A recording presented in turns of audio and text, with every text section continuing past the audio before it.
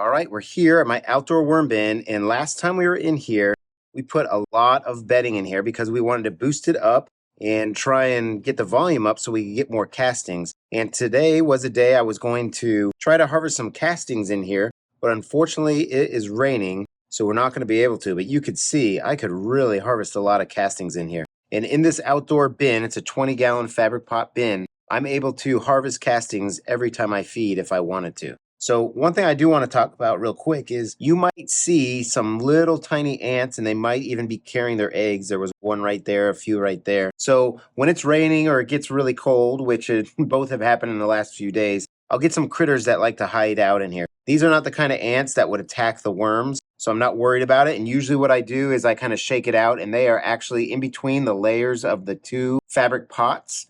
But because it was raining, I didn't get a chance to get out there and kind of shoo them away. And I didn't really know that they were out here. So this happens around this time of year into winter.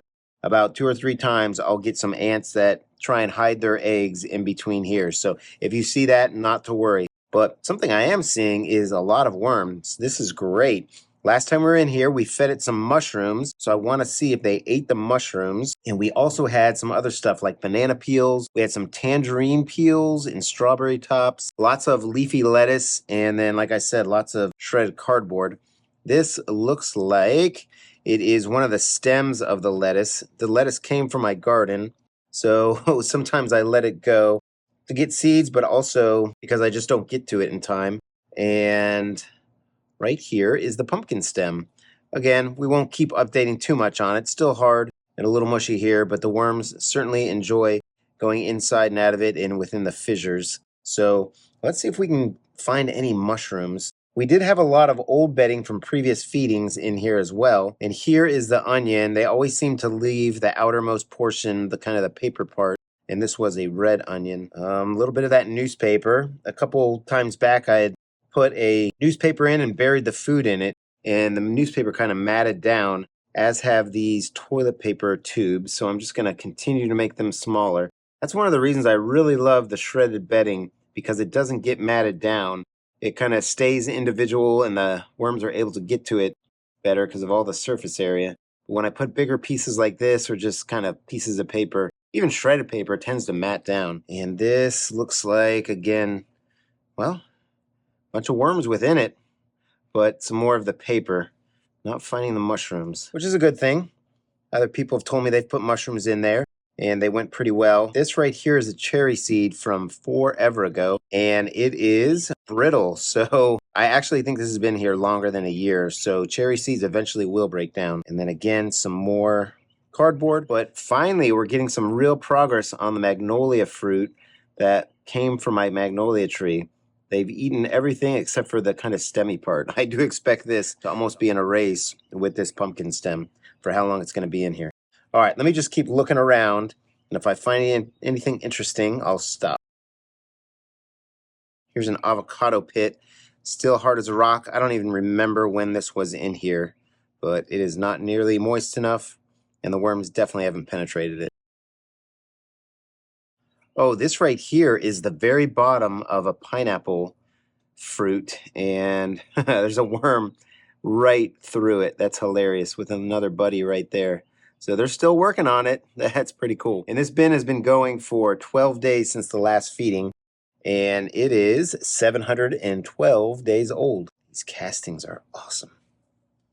Awesome, awesome. Something slimy right here. I am not sure what this is. Your guess is as good as mine. It looks like it is a few feedings old. But yeah, mushiness. All right, so going through there, I found a lot of old stuff that I can put into this feeding zone. And what I'm going to do is put some shredded cardboard down first. But this bin is really getting up in volume. I'm really happy with how it's turning out. In fact, next time when I harvest castings, I'll probably get at least 5 pounds of castings out of this thing. So we'll go in with some of our shredded cardboard right here, and then I'll put some of this stuff in here. And this bin has been lucky because it has been an outdoor bin for the majority of its life, but for 3 days, it actually got to be an indoor bin. It was actually inside. I know the executive producer wasn't happy about that. but we had 3 days of temperatures below freezing at night, and the garage probably got down to freezing too. So I just I just didn't want to do that to my poor worms. So it got to stay in the house with a whole bunch of plants on a tarp in our dining room. I'm just going to add a little bit of a layer of shredded cardboard right over the top of that as well. So here's what we had in mind to feed. We're going to have some celery stalks, some tomatoes, a little bit of onion and celery, and then we'll put a bunch of pumpkin in there. So in we go with these food scraps. And then let's pull out some of this pumpkin. It is frozen. I let it thaw out for a little bit, but it's still mostly frozen. And that's what I do with most of my food, just to kind of try and break down the plant cells at the cellular level. Water expands when it freezes. That is not going to come apart. So it helps to kind of destroy the physical structure and make the food mushy, which makes it easier for the worms to get inside of it. And this is a really colorful feeding. I love it. And I'm just going to use some of this shredded cardboard to get all this liquid off my hands right there.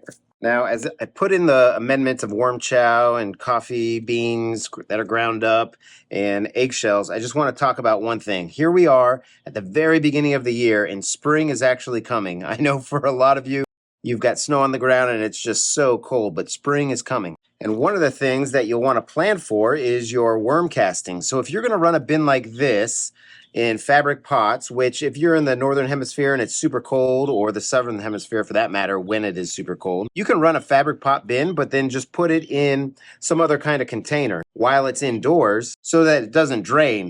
But kind of right now is your last ditch effort to try and get some castings so that you can have them for your spring garden. Now, a bin like this that is so big, you don't have to wait till everything is done and turn to worm castings. You can do like I do and harvest it out, screen out some of the castings every feeding. And if you just start this about 3 months later, you'll be able to start doing that. Darn, one of the things I forgot to do is we got this sea salt dark chocolate bar, and it came with this nifty packaging. So I'm just going to put some of the food in there, and I am actually going to put this right on top, and we'll see how the worms do in this, if they like to go in there. I always like to try little things like this, so we'll put that right there for them.